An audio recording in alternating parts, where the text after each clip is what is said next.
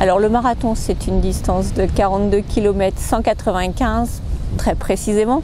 Donc c'est une distance à laquelle on s'attelle pas du jour au lendemain. Il faut déjà avoir envie de courir 42 km et ensuite s'y préparer tout au long de l'année pour aborder au mieux cette distance.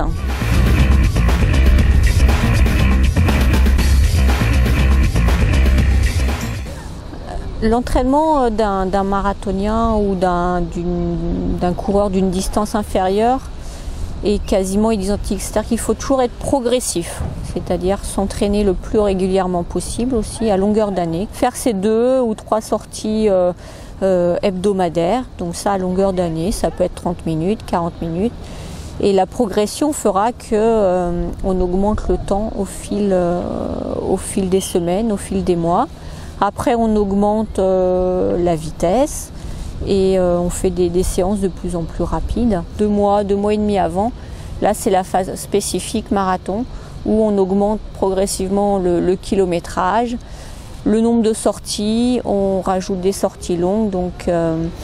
Voilà, donc c'est intéressant toujours de se préparer tout au long de l'année pour arriver à enchaîner les séances 2 mois et demi avant le marathon. Donc il faut savoir s'adapter. Si c'est 2 fois par semaine, c'est 2 fois le week-end et puis on essaye d'en rajouter une dans la phase préparation marathon parce qu'il faut quand même un minimum de 3 fois par semaine pour être bien, quel que soit le niveau. Voilà. Et 2 fois c'est un peu juste.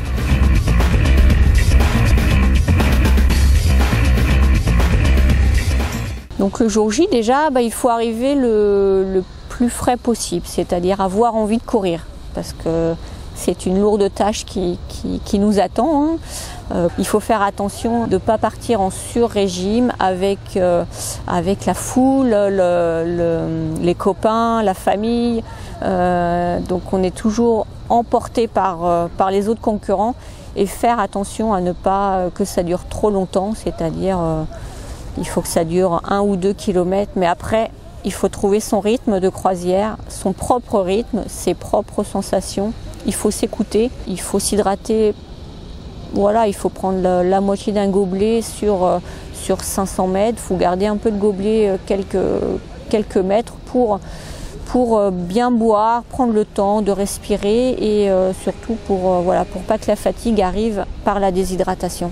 Alors le marathon est une longue épreuve de quelques heures, donc c'est vrai qu'il y a le physique qui est important, mais le mental aussi, parce qu'on passe du temps, on passe par des phases positives et négatives en fin de parcours où la fatigue s'accentue et où on puise dans les ressources.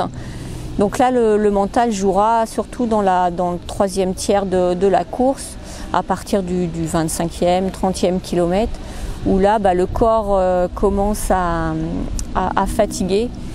Alors que faire?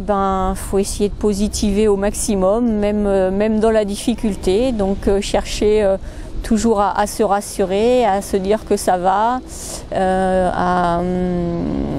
et aller au fond de soi-même pour franchir cette ligne, franchir le but qu'on s'est fixé. Alors des fois ça va pas et on flanche un peu, mais il faut toujours essayer de rechercher les ressources nécessaires pour arriver à son but.